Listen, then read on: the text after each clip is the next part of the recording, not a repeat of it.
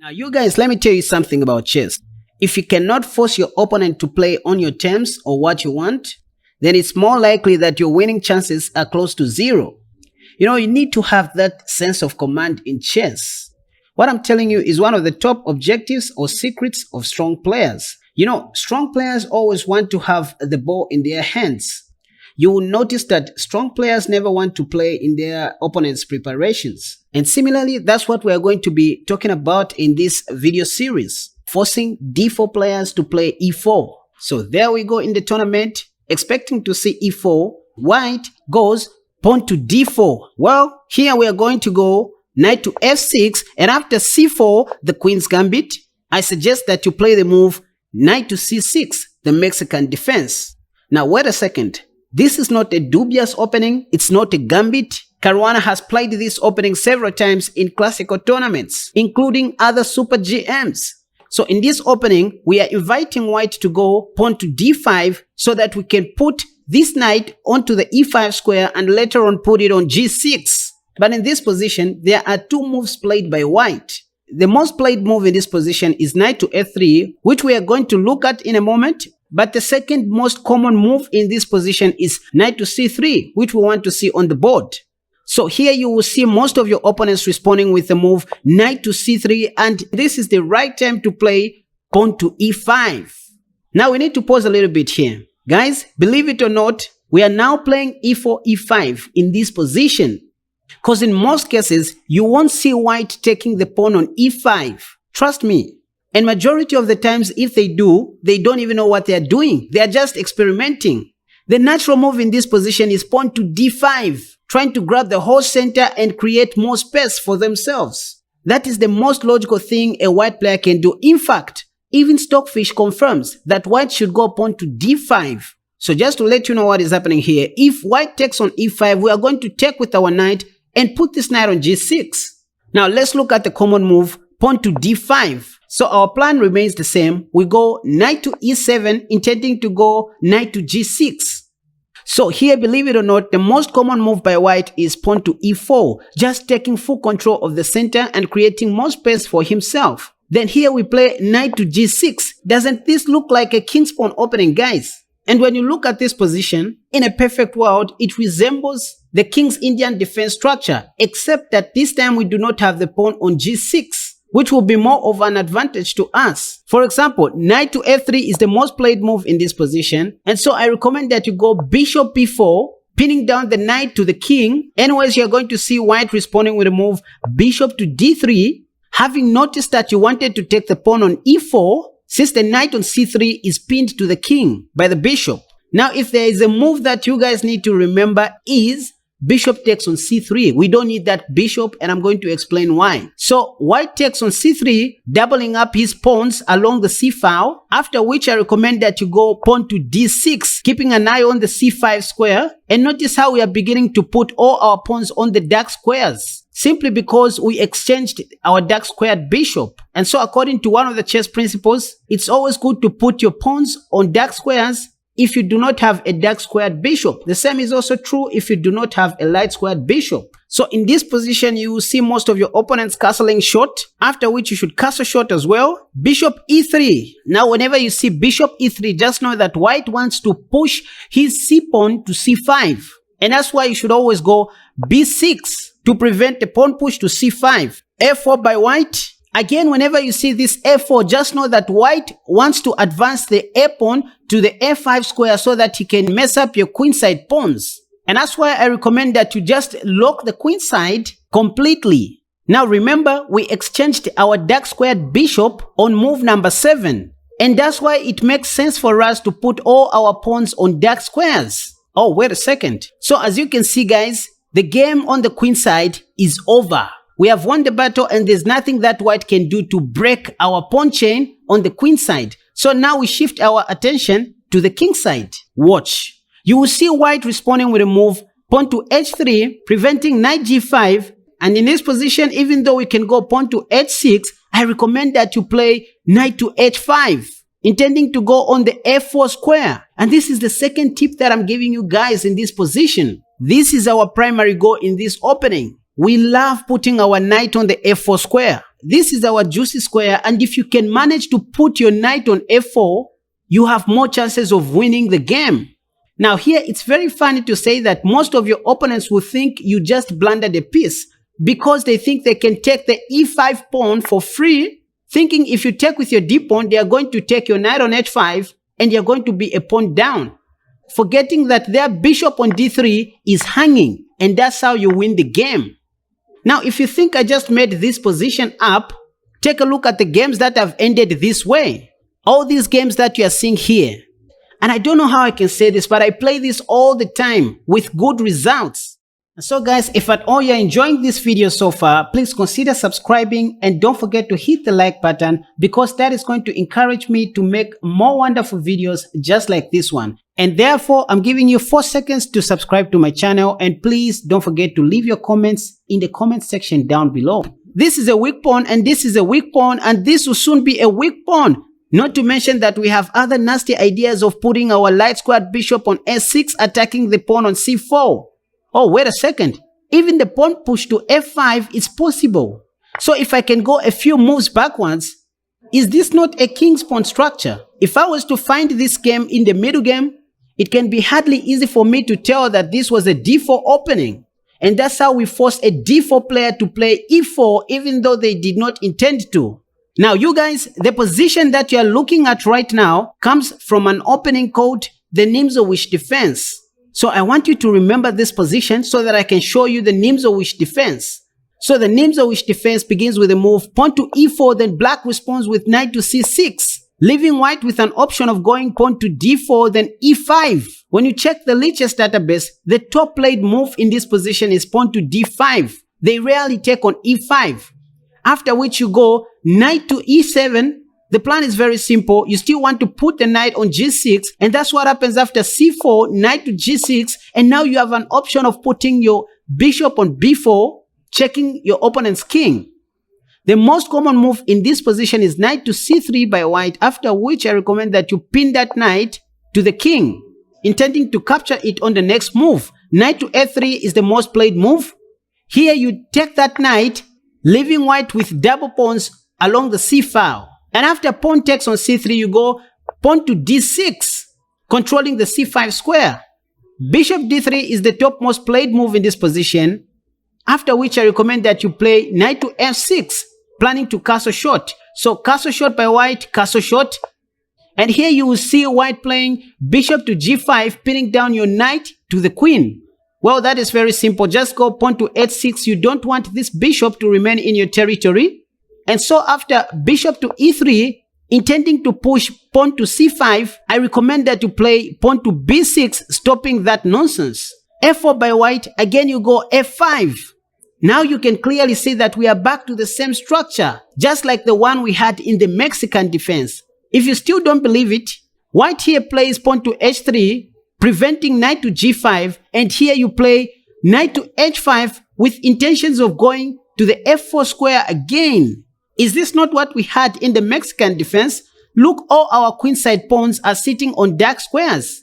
It was in this position where I said white may think your pawn on e5 is a free pawn, forgetting that his bishop on d3 is a free piece.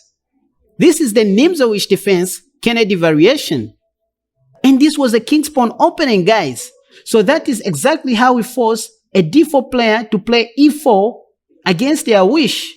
Now, if you really want to be good with this opening, you should get used to the King's Indian defense structures, because the structures look similar, except that our pawn is not on g6, which is even better. It's not always that after pawn to d4, knight f6, c4, knight c6, that white will always go knight to c3. No. They can try the move pawn to d5, attacking your knight on c6. And here I recommend that you just go knight e4. And the most common move in this position is pawn to e4. Now, this is the only thing you should remember in this position. Never to take on e4, because if you take, for example, if you take with your knight on e4, white will play queen to d4, winning one of your knights. So this pawn is a trap. Just forget about it. Instead, I recommend that you go pawn to e6. The idea is very simple. If white takes, which is a mistake, you just take back with your f-pawn. Otherwise, our main plan is to go bishop b4 check, And white can also play pawn to f4, which is the most common move in this position. You just go knight to g6. Don't be afraid of these pawns. At worst, white is just weakening his pawn structure. And these pawns are not even going anywhere. We are still attacking the e4 pawn, knight to c3, defending that pawn. And only then we go bishop b4, pinning down the knight on c3 to the king. Yet again, we are threatening to capture the pawn on e4. That's why black should go bishop d3, defending that pawn. And here I recommend that you take the pawn on d5. After c takes on d5, don't even castle, just continue being aggressive with moves like queen to e7. We are still eyeing this e4 pawn. It is in this position where most white players make a blunder, queen e2. This is a long-term positional mistake and you are going to see why. Here we should castle short, knight to f3 is forced, after which we should add another attacker, rook to e8. So you've seen how we are just putting pressure on the e4 pawn. This is where our game is. So after white castles short, here I recommend that you first take the knight on c3 and after pawn takes, you now take on d5 with your knight, taking advantage of the pin. For example, if e takes on d5, you take the queen, the bishop takes, rook takes. It is now our rook which is sitting on the second rank. And that is very good for us. Pawn to f5, white may play. Here we just simply play knight to e7. Are we not forking these two pawns? Even though white in this position can desperately play the move pawn to d6, just capture that free pawn. Even if white takes, it's not going to go anywhere. And let me tell you one more secret in this position, guys. It is no longer a battle of pieces in this position. It is a battle of squares. That's why you should play pawn to f6, taking away these squares from the knight. It won't be easy in the long term for white to hold on to this pawn, not to mention that these are double pawns along the same file.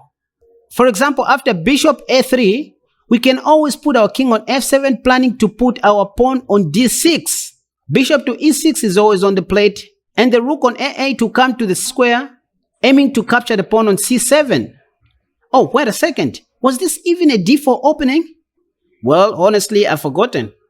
Okay, that was in the d5 variation. How about the most common move in this position, knight to f3, preventing black from going pawn to e5? Well, here you have plenty of options to choose from. If you're a King's Indian defense lover, you can go pawn to d6, pawn to g6, flank your bishop and castle short.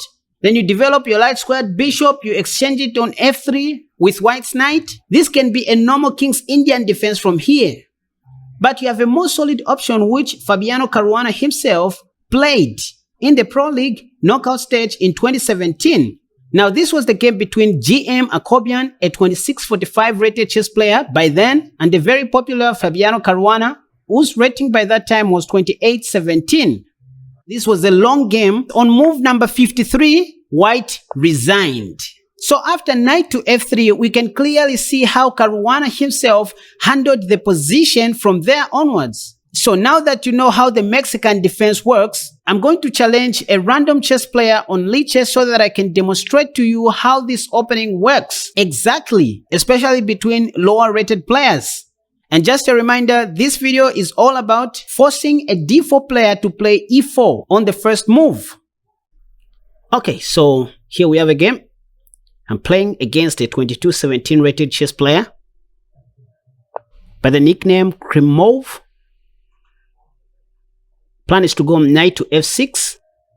So now you guys, just like I said earlier on, our primary goal is to force our opponents, play the e4 line. So e5, d5, just like I said. So you've seen they don't usually take on e5 because they want to have more space on the center. So bishop b4, pinning down the knight on c3 to the king. So we take that knight always. We do not need a dark squared bishop. We do not need a dark squared bishop in this opening. Plan is to go knight to h5 next. Our castle short. So I bet white is going to castle short or so. Or is he? Pawn to h6. So you can see how I'm predicting my opponent's moves. So if a4, I'll go f5. I always have knight to h5. Okay, king to h7 because I knew white wanted to sack on h6. G5, an interesting move. I didn't think of that. Can I sack? Can I sack on g5 since I have a knight? He has h4. Idea is to go knight c5. I also have knight takes on h4, aiming to take on f3 next.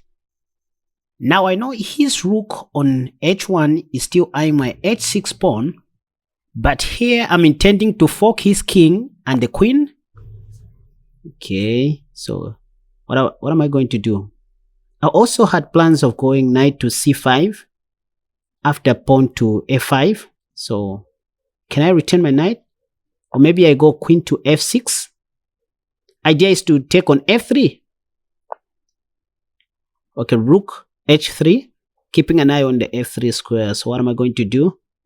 Knight to c5. What? Maybe, or rook. What about rook g8? Then pawn c5, pawn g5. I mean, rook g8, pawn g5. Is that the way to go?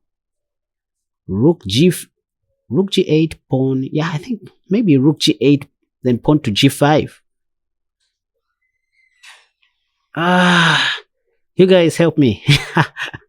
You know, I'll be so annoyed if I lose this game. Maybe knight back to g6, because he wants to capture on h6. Knight c5, intending to take the light squared bishop first. Maybe I can disturb him a little bit there. Now, what am I going to do? Okay, first take, queen takes, and then g5, pawn to g5. I have rook g8 also. So you can see I'm putting a lot of pressure on the king side. I can sack now. Yeah, I can sack. So I'm intending to go queen h3 check. I mean queen f3 check. What is he going to do in this position? Oh, okay, check. Can I take the rook? I take the rook and take the knight. So you've seen, you guys, take a look at my pawn which is on e5. So take the knight, queen takes, bishop takes. So you've seen, this started as a d4 opening. Now this is losing for white. I'm going to go rook h8, exchanging the rooks. I'm going to remain with a rook. Rook takes, and the game is over. So you can now see what I was talking about, you guys. Rook check. I also have plans to go f5 next to lock the queen side. So now king g6, intending to go f5 next. And I also have pawn to f5 in this position. f5 first of all. Then I have rook h3 attacking the pawn on c3. f5 is coming. f5 is coming, so take. So you've seen, you guys, take a look at my pawn on e5, which I'm going to push next.